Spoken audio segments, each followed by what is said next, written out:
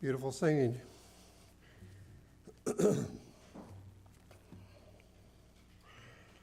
Some of the Psalms of David reflect a lot of the experiences that he went through. And you find a lot in the Psalms that David wrote are a result of some of the things that he learned the hard way. And one of those things is the instance where David decided that he was going to number the people. And we read that in 2 Samuel 24, first 4 verses. And the whole chapter deals with this issue.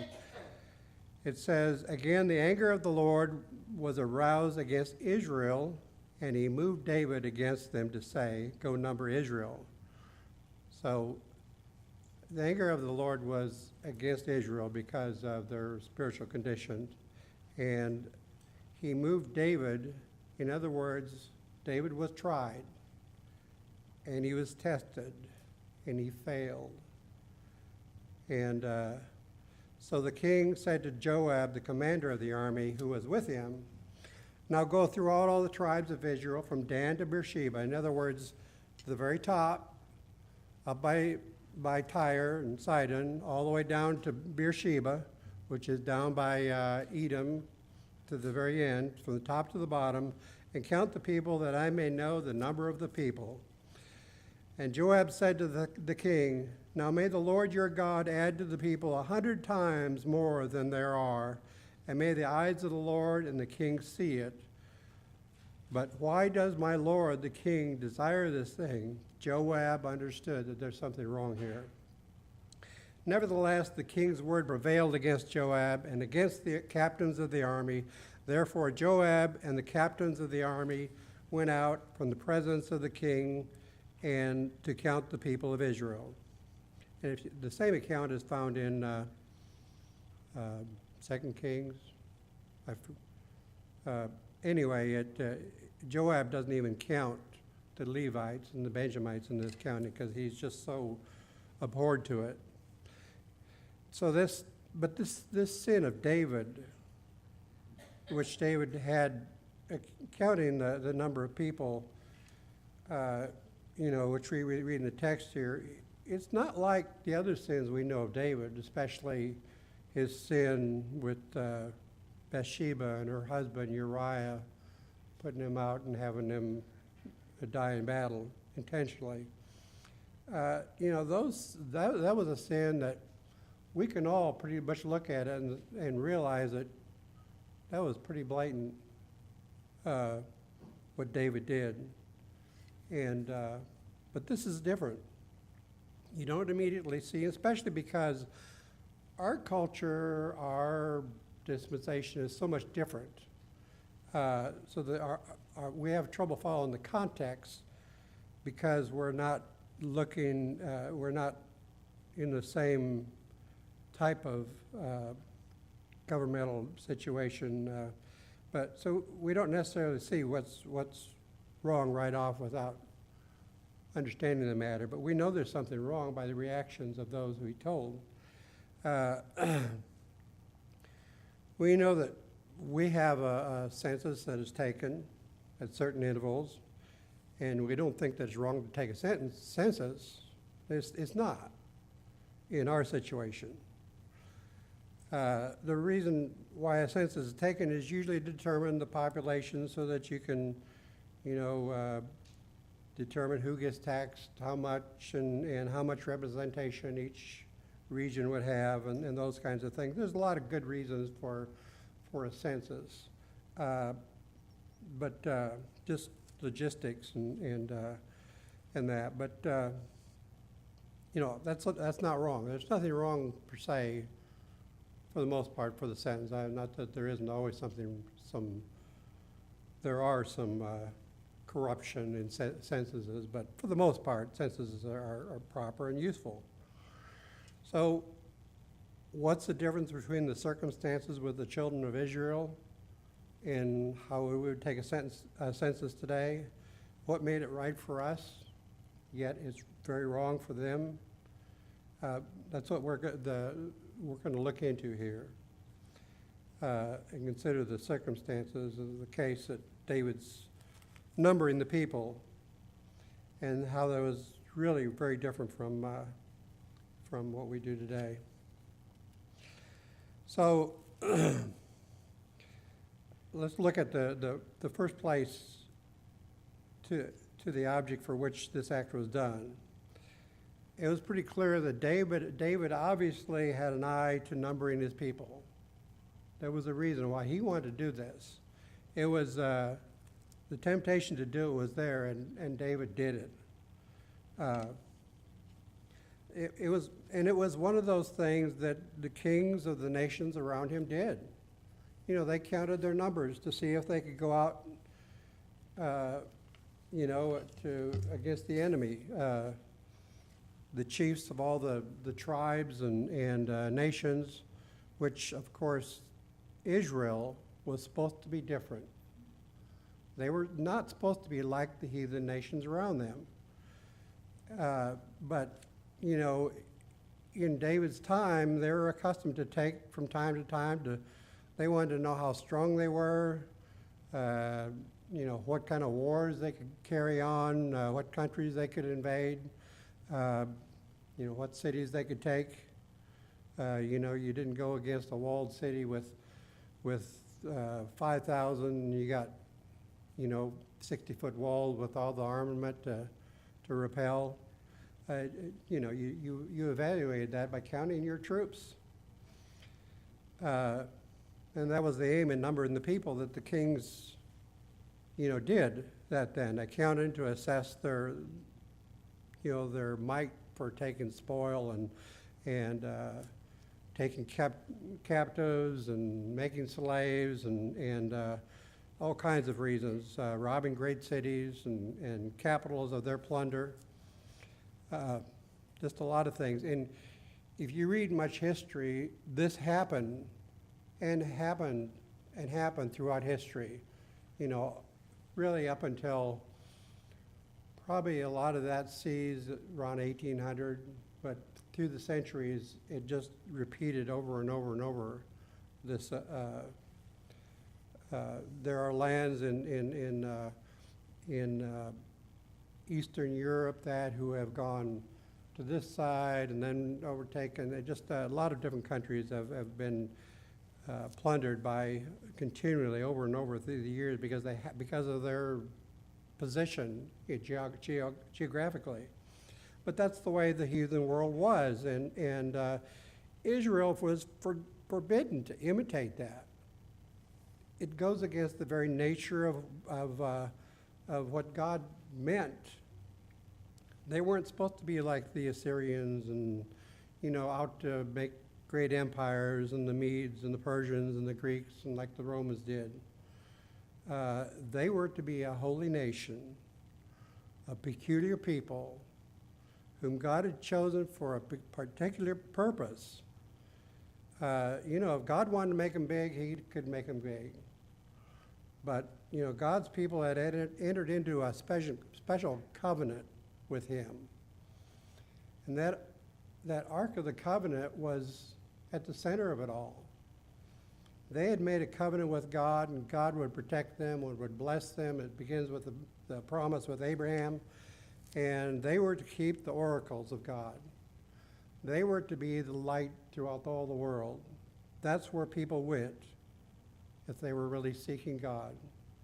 And although they failed at that many times, and especially in later years, but there were many Gentiles that were brought into the Israeli nation back then. And they were to keep the Word of God and even the prophecies that foretold of God's fulfillment of Jesus coming and the Messiah coming. All these things were held by Israel as this holy nation that God had set up. In Deuteronomy 32:9, it says, "For the Lord's portion is his people. Jacob is the place of his inheritance." They were chosen people for a particular purpose. Deuteronomy 7:6 says, "You are a holy people to the Lord your God, and the Lord has chosen you to be you to be a people for himself, a special treasure above all the people on the face of the earth.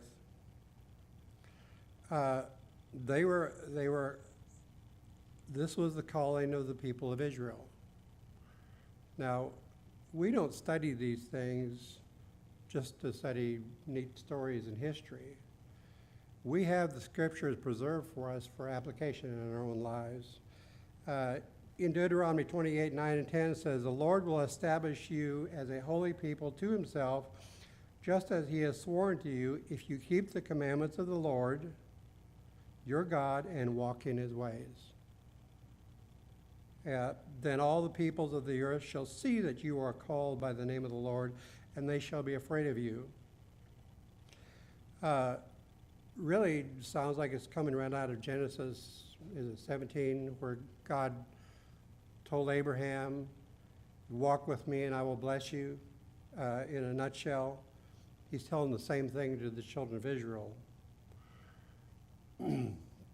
So it was really completely contrary to God's design that the Israelites should become I guess you could say an imperialistic nation, that they were, colonizing other nations through all, around them, and this aspiring to be great empires because of their might and the things that they conquered.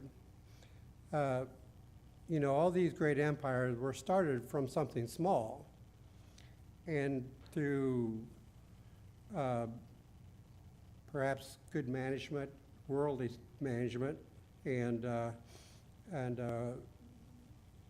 different things, they were able to prevail against their neighbors and to become empires.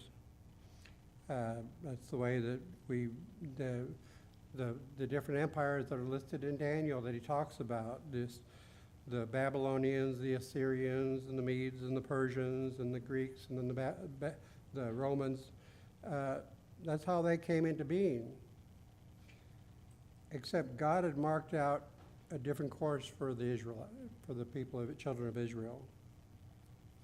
In a lot of ways, God used these other empires and these evil nations for his own purposes. We see that in Egypt and Babylon and even Assyria.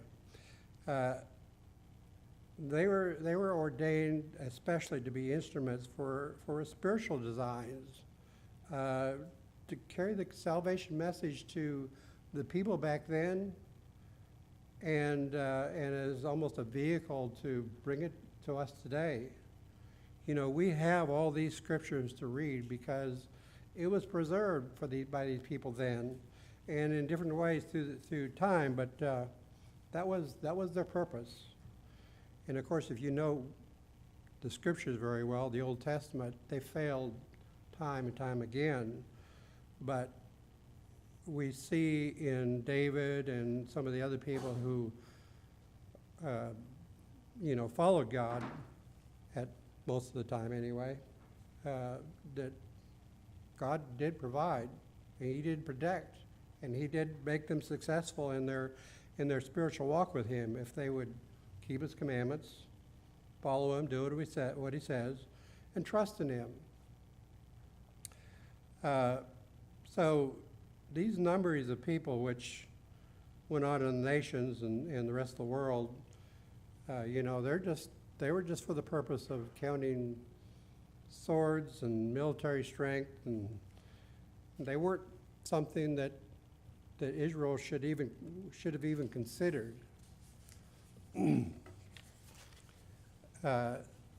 David's act was for those purposes. He just got a little big on himself, and his kind of lost sight. He wanted to be like the nations around him. They were not. There was always this tendency to be like the people around them. When they went into the land, they started taking on the heathen nations, their worship of other idols and that. And we see through the history of the judges it was up and down and up and down. Then through the kings, and the kings that followed after the split, it was good kings and bad kings and bad kings, and then once in a while a good king. And it's all because they wanted to imitate, and they wanted to be like the world around them. And God doesn't want that for his people. He doesn't want it then. He didn't want it then. He doesn't want it now. He doesn't want us to follow the world and look to the world as our standard of how we should act and what we should do. He wants us to look to the standard that he gave us. Jesus Christ is our standard to go by. And back then, you know, he had different leaders that were directed them, and Moses and those the Levites were to teach the people the word of God directly.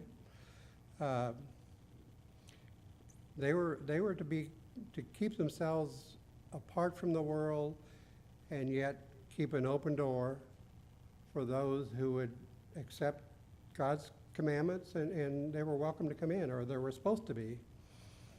They weren't supposed to be like the rest of the world. It's a very different spirit in which, you know, it is.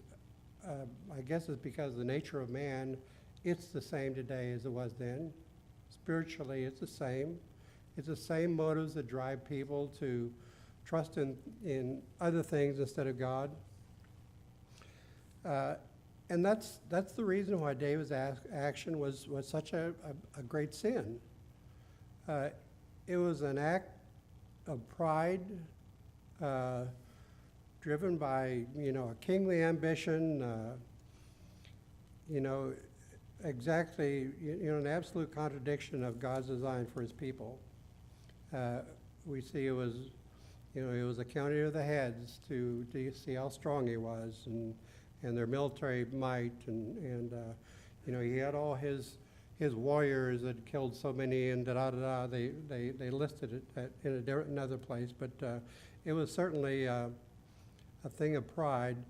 But this is David, who was the young boy that took a sling and killed the giant.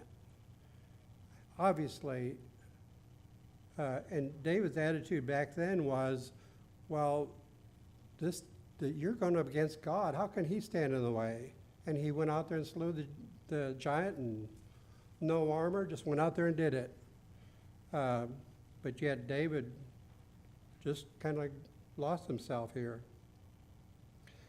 You know, when the Israelites came out of Egypt and the enemies got in their way, they didn't have swords. You know, they had literally sticks and stones to go against the enemies, yet they kept the enemies on the run, and God fought all their battles for them. You know, in a lot of these battles, it was wild beasts and plagues and even self-destruction that just fought the battle for them. You know, we see a lot of the stories like Gideon, where he kept paring it down to just a few people so that they would know that God is the one who the victory belongs to. It's not Israel, it's not their might, not their strength. And, you know, I think some ways God hobbled Israel so that they would realize that. You know, I think sometimes God hobbles us. Doesn't let us get too proud. Kind of like Paul, you know, with the infirmity in the flesh, so that he would keep things in perspective. And that's really what we need to do, is we need to keep things in perspective, and we can use stories like this to understand that, you know, the nature of man is to you know, be proud of his accomplishments. So we need to take note here that, you know, we need to pick up on what these events here were preserved for and what we're supposed to learn from them. You know, we have to ask ourselves, are God's people, or who are God's people in this dispensation? Are they the ones that are just, you know, going along and getting along, and are they any different? Are they you know, if you look at a world map and you look at Israel, it's just a little tiny area there. And David was amongst all these Assyrians, all these great powers all around him, yet he had the respect, that nation had the respect of the world around them. During Solomon's time, people came from all over the known world to look at the wonders and splendors of what Solomon had and what Israel had. That's really pretty amazing in itself. And even today, what is preserved through Israel and that we have today. But, you know, we too are supposed to trust God for victories in our lives. Our applications are not just, you know, they're on the spiritual realm, sometimes physical too, but, you know, do we look at our things that we have, our assets, our resources, our government to make us secure? We shouldn't. Jesus talked a lot about that, about how that he fed the sparrows, that, you know, he provides those things that are important in our lives. I guess maybe we should also ask, well, who are the heathen around us? I don't think the heathen in the same situation is as limited as to just those who don't know God. The heathen are those who, well, they don't look at God the same way. A lot of religions, even Christian religions, are very superstitious. You really examine why they keep things, why they do things. They're very much into tokens and certain images and different things that really, you know, think about what is allowed in today's Christian circles. Not all Christian circles, but, you know, there are things like that weren't acceptable a few years ago. You have casinos all around the place around here. That's gambling. Gambling was totally forbidden in the Christian communities not that long ago, because it was based on lust and greed and those kinds of things. But that's kind of changed. That's pretty acceptable today within the Christian community, not just the secular, the worldly people, but abortion has been very acceptable within a lot of the Christian community. I don't know, I kind of think maybe less today than it was 40 years ago, but or 30 years ago, but you know, they're just, and you can go down the list. There's a lot of different things. You know, you've covered a number of commandments there, but I think those are the kind of things that we need to ask ourselves as God people. Do we participate in these things? Are we trying to be like the heathen around us, those around us? You know, David, he was the monarch, he was the king, and people, you know, showed him reverence and respect because of his position. And to show respect is fine. I think we're supposed to do that to those who are in rule. Paul talks about that. But it's when it's driven by ego. I don't know if today you can run for a political office more than sheriff, and maybe not even that, and not be a certain amount of ego driven there. I just don't think that we need to be trusted in our government that way. You know, we see it was so difficult for someone like David to keep his, how would you say, his head above water. We have a different kind of government, and it's you know, David was certainly going in the wrong direction. It should be noted that as soon as David did this, as soon as they came back with the census, David didn't have to be told that it was wrong. He realized it was wrong. But we're not covering the rest of this chapter. Primarily, we're covering this situation. So that, to glean that, there's really several other profound messages in that whole scenario. But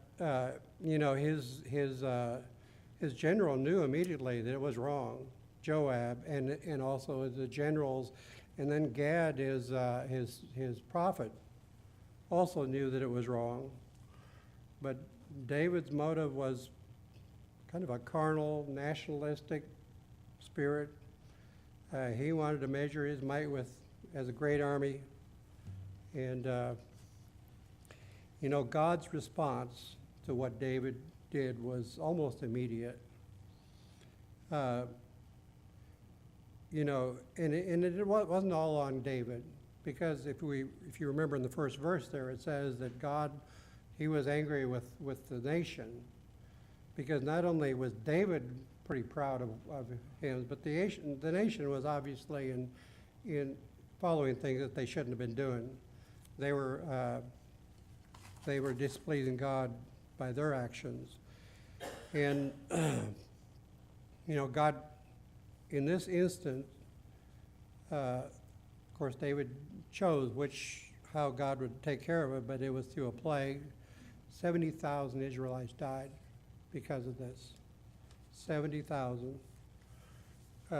God obviously wanted to make an impression that they just weren't supposed to be like the Assyrians and Medes and those countries around him. God still kept them as a chosen people. And, there by the pestilence, I think Israel had an awakening. And we know from history that they fell away and came back and that. But the whole story and the message that we get from it is how we're supposed to act. Because there are people who become Christians, and there are people who stumble and pick themselves up spiritually, come back to the Lord, and there are people who fall away and don't come back.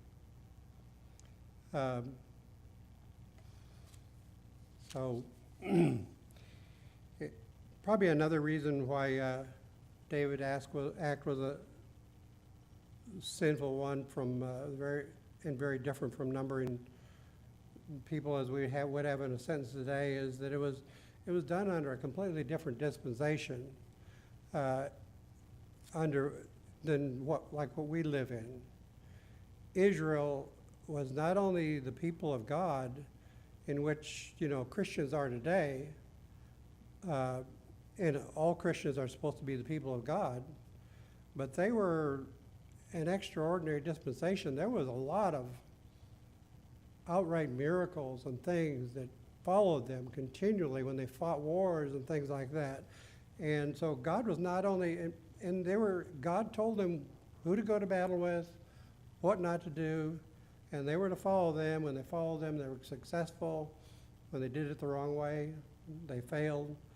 But so God was not only their God in heaven, but he was their king on earth too. God was the king of Israel.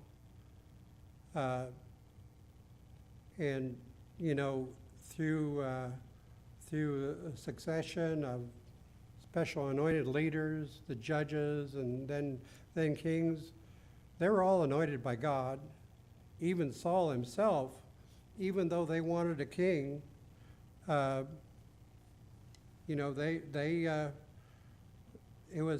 chose Saul as the anointed one. That's why David had great respect for him, because he was anointed. And then, of course, David. But this situation, going back to Samuel there, where he talks about where they wanted a king. 1 Samuel 12:12, it says, "And when you saw that Nahash, the king of the Ammonites, came against you, you said to me, 'No, but a king shall reign over us.' And when the Lord your God was king," then verse 16 and 17 says, "Now therefore stand and see this great thing which the Lord will do before your eyes. Is today not the wheat harvest? I will call to the Lord, and he will send thunder and rain, that you may perceive and see that your wickedness is great, and that what you have done in the sight of the Lord in asking a king for yourselves." So if it was wrong to have a king, besides having God king, it was certainly wrong to try to have that king be like the Gentile kings and the heathen kings.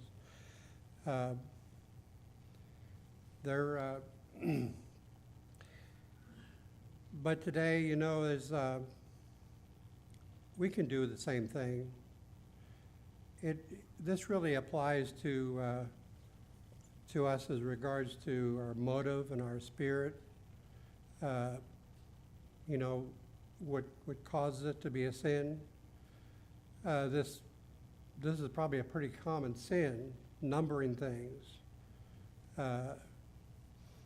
You know, people are fond of numbering things. You know, in our minds and thoughts at least, we number the good things that we have, the things that we own. We give ourselves different honors and titles and things of that nature.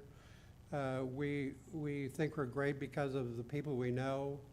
Maybe we know somebody famous or something like that. That's something to brag about. The treasures that we put up for ourselves, or just different things. People like to number things that makes them maybe better than their neighbor. You know, and it may be just head knowledge.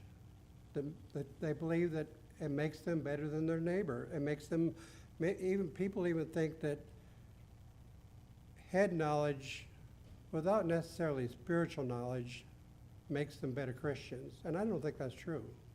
I think that head knowledge is fine, but the foundation has got to be the spiritual knowledge, this knowledge that God gives through his Holy Spirit. But this wasn't the same spirit that David was driven by. It was a spirit of man, the devilish spirit. You know, he just wanted to realize that what he could do in his power and his might. But you know, that's how man is. That's his inclination. But our world is really no different than it was even now, or even when Jesus told the disciples, when he said, "Lay not up for yourselves treasures on earth, for where your treasure is, there will be your heart also." It's very true. And our values can be attached to so many different things, not just assets or tangible assets, but all kinds of things. So basically, when our heart is in the wrong place, things dwell there. Something always dwells in our heart. And it can be carnal things, and it can be God's Spirit. If it's carnal things, it quenches God's Spirit. It drives it out. But it's something that we choose to do. You know, literally, our life becomes almost like a treasure chest of the flesh. You know, in fleshly deeds, and it ceases to be a spiritual house, because we are supposed to be the temple of the living God. And when our values are on material things, and you know, this temple becomes corrupted, and it just loses its proper what God designed it for from the very beginning. God had a plan for salvation. God knew before he created Adam what he wanted, and he still desires the same thing. He desires everyone to be saved, but we know that's not always the case. In fact, more than not than it is. There's a lot of instances in the scriptures where numbering and counting in scriptures, and none of them that I found are at all happy ones. Nebuchadnezzar numbered the walls of Babylon, and you know, he built all his towers and palaces and a mighty city, and he said to himself at the end of it, "Is not this great Babylon that I have built?" And if you remember the story, what happened next? It says, and he was driven forth from that speech to eat with the beasts of the fields. 7 years he became like a wild beast. Sennacherib, or however that's pronounced, Sennacherib, he numbered the the men of Israel that were on the wall. Hezekiah was the king, and he was, I believe, the general of Syria. But anyway, he started numbering all the nations that they had conquered, telling him, "Hey, where is the king of Hamath, the king of Arpad, the king of the cities of Sepharvaim, Hena, Ivah?" And he was trying to convince them that they need to give up because, look at what we've done. And it was immediately after that God destroyed them, brought confusion. 185,000 Assyrians died, and Israel didn't lay a finger on them at that time. Well, they chased them later, but shortly after that, his own son killed him with a sword. So you talk about pride going before a fall. And that same Hezekiah, the Babylonians came and they wanted to take a tour of the city, and Hezekiah showed them everything. He showed them the silver and the gold and all these great things that Israel had. And every one of those items, it says, went to Babylon when Babylon conquered them. The rich man in the parable counted his years that he had to enjoy his riches. In Luke chapter 12, 18 through 20, he says, "So he said, I will do this. I will pull down my barns and build greater, and there I will store all my crops and my goods. And I will say to my soul," soul talks to himself, "soul, you have many goods laid up for many years. Take your ease, eat, drink, and be merry." But God said to him, "Fool, this night your soul will be required of you. Then whose will be those things which you have provided?" Jesus used this as an illustration of what we're talking about here today. That you can't trust in the things around us. The Pharisee thought that, he said that I'm not an extortioner or unjust or an adulterer, like this publican. He fasted so many times a week and gave all the tithes of everything he possessed, but he went to his house condemned, Jesus said. Wrong kind of values. His heart was in the wrong place. So, the issue of numbering people isn't just done by David. David is just a good example for us. The Bible, in short, condemns all kind of resting upon ourselves, all dwelling on, different treasures and possessions that we own. We've got to keep things in perspective. The Scriptures refocuses our pride and our self and directs us towards God, because that's where our values need to be. We may feel we have the market on one thing or another, but it's for no lasting purpose. The Scriptures should remind us of our dependence on God and His Son. 1 Peter 1, 24 and 25 says, "Because all flesh is as grass, and all the glory of man as the flower of the grass. The grass withers and its flowers fall away, but the word of the Lord endures for a week or maybe a month, forever." Amen. Praise the Lord.